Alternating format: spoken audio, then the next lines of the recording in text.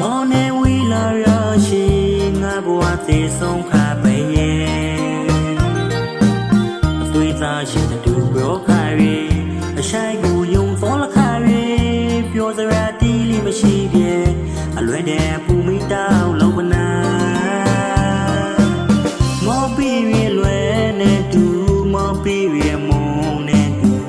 အရှိုက်ကဘာလောင်းထိမှလွယ်နိုင်ဖို့လဲစားမရှိရီ